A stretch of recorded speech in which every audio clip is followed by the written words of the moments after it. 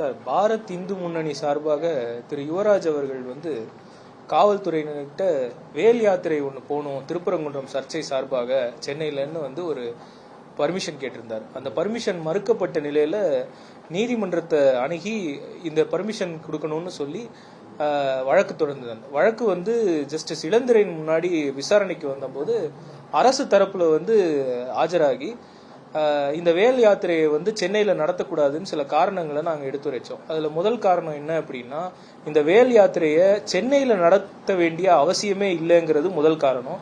ரெண்டாவது காரணம், வாகனங்கள் மிகுந்த பகுதியில அவர் பர்மிஷன் கேட்கிறாரு, அந்த இடத்துல கொடுக்க முடியாது அப்படிங்கிற காரணத்தை எடுத்துரைச்சிருந்தோம். மூணாவது காரணமாக, இந்த திருப்பரங்குன்றம் இஷ்யூ சம்பந்தமாக மதுரையிலையும் ஒரு வழக்கு தொடரப்பட்டது அப்படிங்கிறது உங்களுக்கு எல்லாருக்கும் தெரியும். அந்த வழக்குல பர்மிஷன் கொடுத்ததுக்கு அப்புறம் நீதிமன்றம் சில உத்தரவுகளை பிறப்பித்திருந்தது. அதாவது மத நல்லிணக்கத்துக்கு எதிராக எந்த ஒரு கோஷங்களோ இல்லைன்னா ஆர்ப்பாட்டமோ செய்யக்கூடாது அப்படின்னு சொன்னதுக்கு அப்புறமும் அங்க அந்த மாதிரி கோஷங்கள் எழுப்பப்பட்ட நிலையில வழக்கு தொடரப்பட்டிருந்தது அப்படிங்கறதையும் எடுத்துரைச்சோம். ரெண்டாவது, திருப்பரங்குன்ற இஷ்யூல 1923லயே பிரிவி கவுன்சில் வரைக்கும் போய் அங்க இருக்கிற சிக்கந்தர் தர்கா, அதுக்கப்புறம் கொடிமரம், நெல்லித்தோப்பு, மலைவழி பாதை இதெல்லாம் முஸ்லிம்களுக்கு பாத்தியப்பட்டது அப்படிங்கிற தீர்ப்பானதையும் அரசு தரப்புல எடுத்து கூறப்பட்டது. ரெண்டாவது, கலெக்டர், ஆர்டிஓ மற்றும் மற்ற அதிகாரிகள் அங்க இருக்கிற பொதுமக்கள் மற்றும் அரசியல் கட்சியினர் எல்லாரையும் கூட்டி 30/1/2025 அன்னைக்கு ஒரு மீட்டிங் நடத்தி அதுல என்ன ஆர்டர் போடப்பட்டது அப்படிங்கறதையும் அரசு தரப்புல எடுத்து கூறணும்.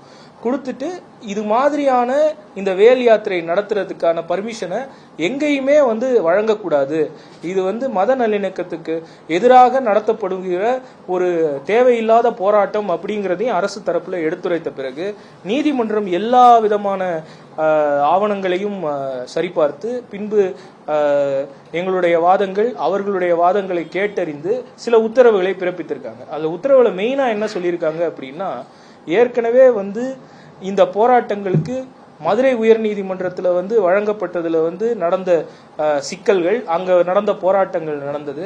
மேலும் இந்த ரிலீஜியஸ் டென்ஷன் நிலவர மாதிரி இந்த போராட்டங்கள் நடத்துறதுனால மத நல்லிணக்கத்திற்கும் யூனிட்டி இன் டைவர்சிட்டி அப்படின்னு சொல்லப்படுறதுக்கும் இது குந்தகமா இருக்கும் அப்படிங்கறதையும் நீதிமன்றம் கருத்தில் கொண்டு அனுமதியை மறுத்து உத்தரவிட்டிருக்குது. காவல்துறைக்கும் சில டைரக்ஷன்ஸ் கொடுத்திருக்கு. இது மாதிரி மத நல்லிணக்கத்துக்கு அகேன்ஸ்டா அனுமதி கேட்டா அதை வழங்க வேண்டிய அவசியம் இல்லை அப்படின்னு நீதிமன்ற தீர்ப்புல கூறியிருக்காங்க. செய்திகளை உடனுக்குடனும் துல்லியமாகவும் தெரிந்து கொள்ள சப்ஸ்கிரைப் பண்ணுங்க.